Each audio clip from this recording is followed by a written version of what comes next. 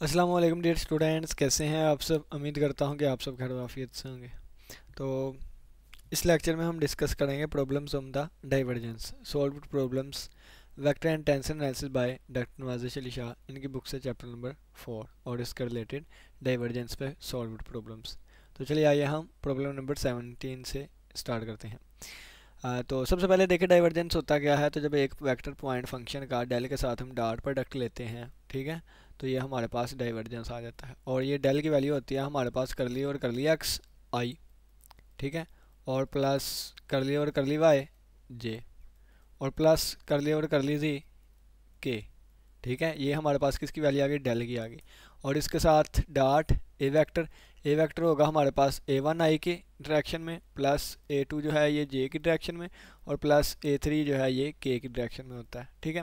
और फिर आपको पता है डॉट प्रोडक्ट कैसे लेते हैं। आई के साथ जो लिखा है उसे आई के साथ वाले के साथ मल्टीप्लाई, प्लस वाई के साथ जो लिखा है उसको वाई के साथ वाले के साथ मल्टीप्लाई, प्लस जे के साथ के साथ जो लिखा है उसको के साथ वाले के साथ मल्टीप्लाई। तो ये एक वैल्यू प्लस दूसरी वैल्यू और प्लस तीसरी वैल्यू आ जाती है। तो इन तीनों को प्लस करें, एट द एंड हमारे पास एक स्केलर आंसर आ जाता है, और जिसको हम क्या नाम देते हैं, डाइवर्जेंस का, ठीक है। तो चलिए आइए हम प्रॉब्लम नंबर 17 से स्टार्ट करते हैं। कहता है determine the constant a so that v vector, ये वाला है, इज सोलिनाइडल। कहता है कि डिटरमाइन करें कांस्टेंट को, कि कौन सा कांस्टेंट है हमारे पास जब वी वेक्टर ये है और ये सोलिनाइडल है, ठीक है। हम पीछे पढ़ के आए थे कि अगर एक वेक्टर का डाइवर्जेंस ज़ीरो हो जाए तो उसको हम सोलिनाइडल कहते हैं। ये एमसीक्यूज के तौर पे भी आता है। तो इसका मतलब क्या है कि जब हम डेल डॉट वी लेंगे तो इसका आंसर क्या आएगा, ज़ीरो आएगा, ठीक है। और ये जो ए यहाँ पे मौजूद है इसको हमने फाइंड करना है। तो इसका डेल डॉट वी लिया हमने, ये डेल डॉट वी ले लिया, तो आंसर हमारे पास स्केलर आया 2 प्लस ए। तो 2 प्लस ए है, according to the given condition divergence zero के इक्वल आएगा। यहाँ से ए की वैल्यू हमारे पास निकल के आ गई 2, ठीक है। That is our required answer. अब जब हम चलते हैं मसला नंबर 18 पर। प्रॉब्लम 18 में कहता है अगर फाई और साई स्केलर पॉइंट फंक्शंस हैं, देन हमने ये चीज़ को शो करना है, यानी कि आप फाई डेल साई ले लें माइनस साई डेल फाई ले लें, और बाद में इस पूरी चीज़ का जो एक वेक्टर आंसर आएगा उसकी डॉट प्रोडक्ट लें डेल से, यानी कि इस पूरी चीज़ का आप डाइवर्जेंस लें तो ये इस चीज़ के इक्वल है। ये चीज़ हमने प्रूव करनी है। तो लेफ्ट हैंड साइड ले लें या राइट हैंड साइड ले लें। लेफ्ट हैंड साइड से स्टार्ट करते हैं। सबसे पहले देखें, कहता है वी नाउ डैट, हम जानते हैं, क्या जानते हैं, कि ये वाली जो चीज़ होती है, ये वाला रिजल्ट जो होता है, ये डॉट प्रोडक्ट किसके साथ, फाई ए के साथ। ये हम लोग सीख के आए थे। क्या चीज़ सीखी थी मैं आपको दोबारा बता देता हूँ।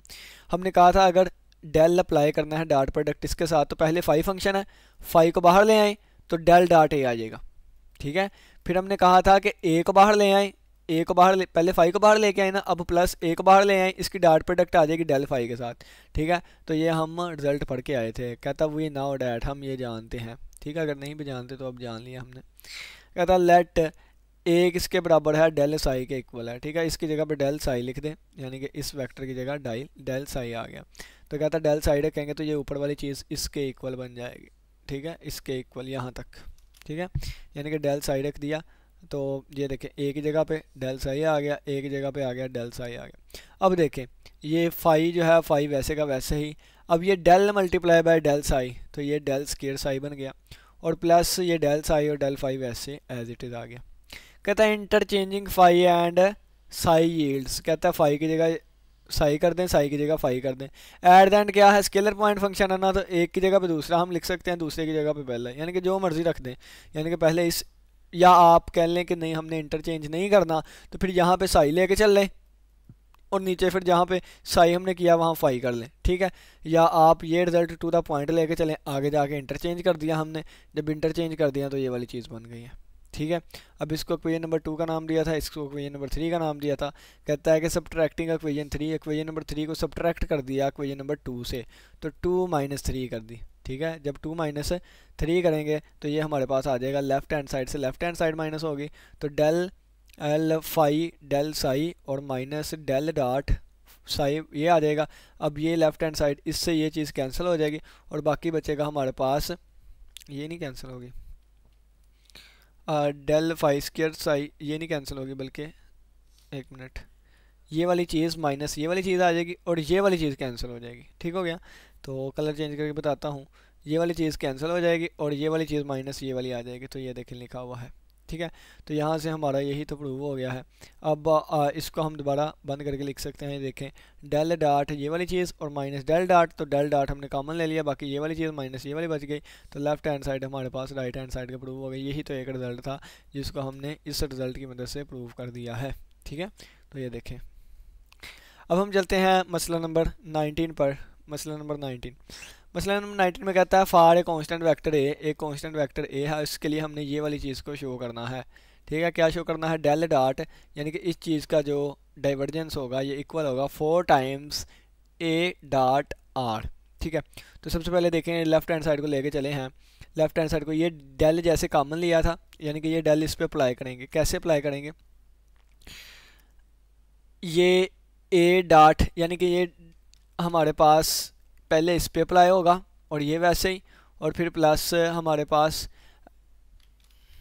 एक मिनट, ये इस पे अप्लाई होगा ये वैसे ही, और फिर इस पे अप्लाई होगा ये वैसे ही। प्लस है जो मर्जी पहले लिख लें, तो पहले ए डॉट आर वैसे ही आ गया और इस पे अप्लाई हो गया डेल, और फिर प्लस ये हमारे पास आर वेक्टर वैसे ही आ जाएगा और इस पे अप्लाई हो जाएगा, ठीक हो गया।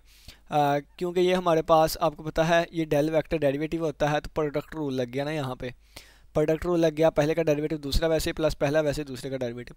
अब ये देखें, ये हमारे पास इसकी वैल्यू हम पढ़ के आए थे 3 होती है, ठीक है ना। इसकी वैल्यू हम पढ़ के आए थे 3 होती है। कहाँ पे कैसे पढ़ा था? तो ये हमने पढ़ा था डेल, ये हमारे पास होता है एक्स आई प्लस वाई जे और प्लस जी के, ठीक है। जब हम पहले वाले का एक्स के रिस्पेक्ट से लेंगे प्लस 0 1 आ जाएगा, इसका नेक्स्ट 0 और फिर प्लस 0, इस तरह। बल्कि जब एक्स का लेंगे तो 1 आएगा, वाई का लेंगे 1 आएगा, जी का लेंगे 1 आएगा, 3 आ जाएगा। ये हम प्रूव करके आए थे, यानी कि डेल डॉट एड का आंसर जो है वो 3 आ जाता है। तो ये इसकी जगह पे 3 लिख दिया और ये टू द पॉइंट वैसे ही, ठीक है। और इसका जो हमारे पास डेल होता है वो दोबारा ए वेक्टर ही आएगा, ठीक है। ये वाला लिखा हुआ है यहाँ पर रिजल्ट, तो इसकी जगह पे ए वेक्टर आ गया और ये डेल आ, ठीक है। अब यहाँ से अगर आप देखें तो ये 3 टाइम्स ए डॉट आर और ये 1 टाइम्स ए डॉट आर, क्योंकि आपको पता है कि ए डॉट आर या फिर R dot A answer same आता है, ठीक है। ये कम्यूटेटिव लॉ को होल्ड करता है डॉट प्रोडक्ट। तो ये हमारे पास 3 टाइम्स और 1 टाइम्स हमारे पास 4 टाइम्स हो गया, और यही तो हमने साबित करना था, ठीक है। चलिए जी नेक्स्ट चलते हैं मसला नंबर 20। मसला नंबर 20 में कहता है अगर ए वेक्टर इसके इक्वल है, शो डैट करें derivative of D R dot del और A is equal to D A के इक्वल होगा, ठीक है। तो चलिए आइए इसको हम स्टार्ट करते हैं। लेफ्ट हैंड साइड लेके चलने लगे हैं या राइट हैंड साइड, इसको देखते हैं। उन्होंने राइट हैंड साइड पकड़ी है, ठीक है। तो ए जो है यानी कि डी जो है वो ए पे भी आ जाएगा, यानी कि एक्स के रिस्पेक्ट आ जाएगा, वाई के रिस्पेक्ट और जी के रिस्पेक्ट। क्यों? क्योंकि ए जो है वो एक्स पे भी डिपेंड कर रहा है, ए जो है वाई पे भी डिपेंड कर रहा है, ए जो है वो जी पे भी डिपेंड कर रहा है। तो यहाँ पे पार्शियल डेरिवेटिव आएगा, क्योंकि एक से ज़्यादा वेरिएबल्स पे डिपेंड कर रहा है। तो ए का derivative with respect to x, y के रिस्पेक्ट और जी के रिस्पेक्ट, ठीक है। पार्शियल डेरिवेटिव आ गया। अब देखें यहाँ से कि ये डी एक्स को हमने पहले लिख लिया, ठीक है, और ये कर लिया ओवर कर लिया एक्स, और ए जो है हमने कॉमन ले लिया। डी वाई को पहले लिख लिया, कर लिया ओवर कर लिया वाई, ए कॉमन आ गया था, ठीक है। डी जी को पहले लिख लिया, कर लिया ओवर कर ली जी, और ये ए जो है वो कॉमन आ गया था। और अगर आप यहाँ से देखें तो अगर मैंने आपको बताया है कि x1 y1 plus x2 y2 और प्लस x3 y3 इस तरह कोई चीज़ लिखी हो, तो हम इसके पहले पहले कंपोनेंट उठा के पहला वेक्टर बना सकते हैं, और इसके दूसरे दूसरे कंपोनेंट उठा के हम दूसरा वेक्टर बना सकते हैं। और हम कहेंगे कि ये दोनों वेक्टर जो हैं ये डॉट प्रोडक्ट हो रहे हैं, ठीक है। क्योंकि डॉट प्रोडक्ट को जब ओपन करते हैं तो इस तरह हो जाती है ना, या क्लोज करते हैं तो इस तरह आ जाती है। तो बिल्कुल पहली पहली चीज़ उठा के हमने एक वेक्टर बना दिया जिसको हमने ये वाला वेक्टर है, और दूसरी दूसरी चीज़ उठा के हमने ये वाला वेक्टर का नाम दे दिया। अब ये किसके इक्वल है? ये डी आर के इक्वल होगा।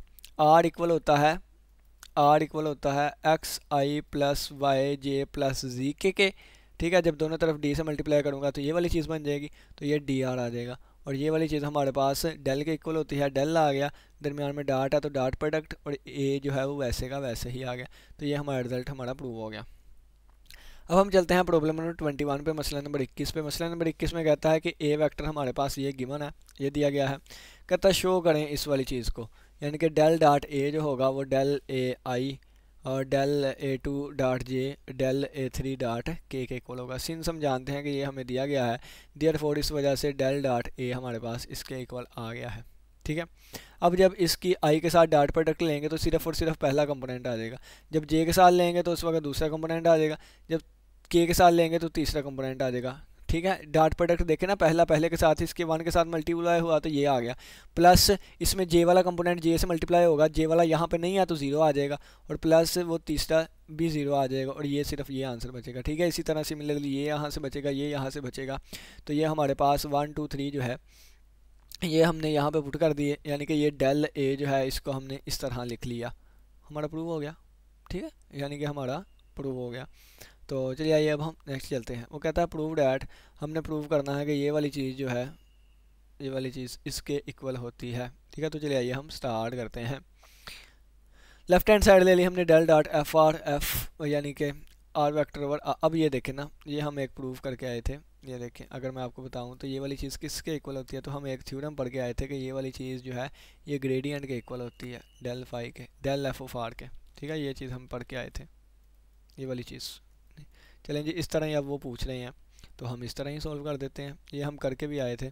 चलें जी फिर देखें। अब ये हमारे पास क्या होगा, एफ आर ओवर आर हमने लैदा कर दिया और आर वेक्टर लैदा कर दिया। ठीक है, अब ये देखें तो ये हमारे पास क्या है, एक स्केलर पॉइंट फंक्शन है, यानी कि कोई कांस्टेंट होगा, और ये वेक्टर है। ठीक है, तो मैंने आपको बताया है कि थ्योरम नंबर कौन सा हम यूज़ करने लगे हैं, ये वाला थ्योरम, कि अगर डेल डॉट हमारे पास फाई ए वेक्टर आता हो, फाई ए वेक्टर आता हो, तो ये मैं ऊपर अभी लिख के भी आया, फाई वैसे ही डेल डॉट ए आ जाएगा, फाइव ऐसे ही डेल डॉट, ये गलती भी हो सकती है लेकिन जहाँ तक मुझे पता है तो मैं ऐसे ही लिख लूँगा, मुझे थोड़ा सा आता है रिज़ल्ट ये वाला। और फिर ए वेक्टर जो है उसकी डॉट प्रोडक्ट लूँगा, और ये हमारे पास ए वेक्टर की डॉट प्रोडक्ट आ जाएगी किसके साथ, डेल फाई के साथ। ठीक है, ये वाली। अब ये देखें, फाई की जगह पे ये वाला फंक्शन है और इसकी जगह पे आर, तो पहले ये वाला कांस्टेंट बाहर आ गया और इसकी डॉट प्रोडक्ट इसके साथ, और प्लस आर बाहर आ गया और ये डेल इसके साथ आ जाएगा। अब ये देखें, ये किसके इक्वल होता है, 3 के इक्वल होता है, मैंने आपको बताया, तो इसकी जगह पे हमने 3 लिख दिया प्लस आर, और ये वाला रिज़ल्ट किसके इक्वल होता है, ये वाला रिज़ल्ट किसके इक्वल होता है, तो मैंने ये रिज़ल्ट जो है ना, ये वाला रिज़ल्ट, ये रिज़ल्ट मैंने आपको बताया ना, ये देखें कि ये वाली चीज़, ठीक है ना, ये वाली चीज़ किसके इक्वल होती है, ये वाली चीज़ इस अंदर वाली के इक्वल होती है। ठीक है, यानी कि इसकी जगह पे ये लिखा था ना, यानी कि डेल एफ ऑफ आर हमारे पास इक्वल होता है एफ डैश ऑफ आर और आर वेक्टर ओवर आर की मैग्नीट्यूड। अगर मैं इस एफ ऑफ आर की जगह पे बटे में भी आर कर देता, बटे में भी आर कर देता, तो फिर क्या होता, तो फिर ये पूरे का डेरिवेटिव और आर ओवर आर मैग्नीट्यूड, तो देखें हमारे पास क्या आ जाता, यानी कि ये हमारे पास ये वाला ये चीज़ वैसे ही आ गई। ठीक है, ये 1 ओवर आर, ये हमारे पास अब आ जाएगा इस पूरे का डेरिवेटिव। ठीक है, यानी कि जैसे ये हमने सीखा ना ऊपर, इस पूरे वाले का डेरिवेटिव, और आगे आ जाता हमारे पास आर ओवर आर मैग्नीट्यूड, तो ये इस पूरे का डेरिवेटिव और ये आर ओवर आर मैग्नीट्यूड आ गई। ठीक है, अब ये आर इस आर से कट जाए, ये नहीं कटेगा क्योंकि वो वेक्टर वो मैग्नीट्यूड है, ये आर फर्स्ट वाला एंड वाले से जाके मिल जाएगा डॉट प्रोडक्ट के थ्रू, वो आगे जाके मिलाएंगे हम, देखें आगे। ये 3, ये वाला 3 यहाँ पे आ गया ओवर आर एफ, और ये आ गई चीज़, प्लस ये आर वेक्टर 1 ओवर आर आ गया, इसका डेरिवेटिव क्वोशिएंट रूल लगेगा, पहले का डेरिवेटिव दूसरा वैसे ही माइनस पहला वैसे ही, और दूसरे का डेरिवेटिव आर का डेरिवेटिव 1 हो जाएगा, और बटे में नीचे वाले का स्क्वायर, और ये हमारे पास बटे में क्यूब बन जाएगा, वो आगे जाकर बनाएगा वो।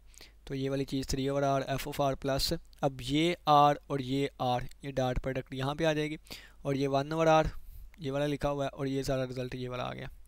अब 3 over r f of r plus 1 over r f dash over are, और ये वाली चीज़ दोबारा, अब ये किसके इक्वल होता है, तो r vector dot r vector, तो ये आर की magnitude cos of angle between then, तो इनके दरमियान एंगल 0 होता है, कोज 0 1 होता है, तो ये r multiply by r square multiply by 1, तो आर स्क्वायर आ गया, तो इसकी जगह पे हमारे पास आर स्क्वायर आ गया, ये आर स्क्वायर के साथ कैंसिल आउट हो गया, बाकी हमारे पास बचेगा 3 over r f of r, और प्लस ये देखें जब इसका बटा लैदा किया तो ये इससे कैंसिल हो जाएगा, एफ ऑफ आर बच जाएगा, और जब इसका बटा लैदा करेंगे तो minus 1 over r f of r बच जाएगा।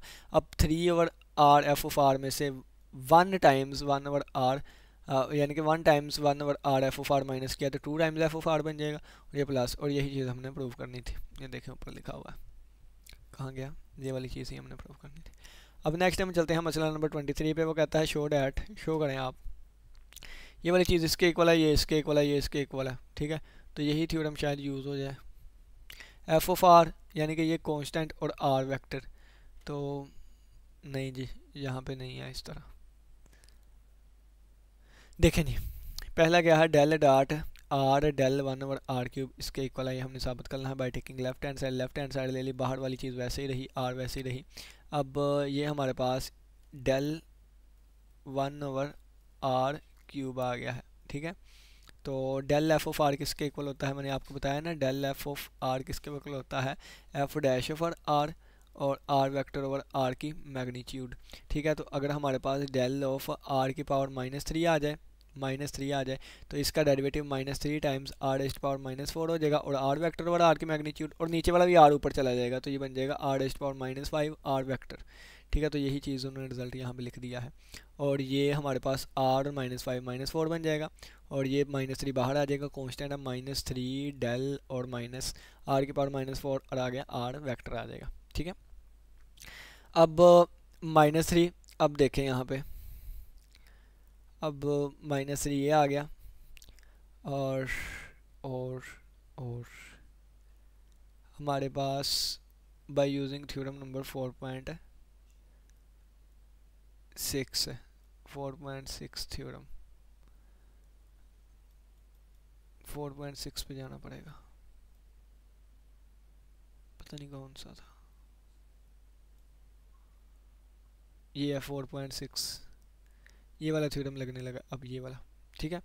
अगर डेल आर की पावर कितनी थी, आर की पावर वहाँ पे -4 यूज़ हो रही थी, ठीक है, -4 यूज़ हो रही थी, और ये आर वेक्टर है, तो जब -4 यूज़ करूँगा तो ये -4 + 3, और आर की पावर कितनी होगी, n वाली ही, यानी कि आर रेस्ट पावर -4 यूज़ होगा, तो ये -1 और आर की पावर 4 आ जाएगा, ठीक है। अब वो दोबारा वापस वहाँ पर चलते हैं,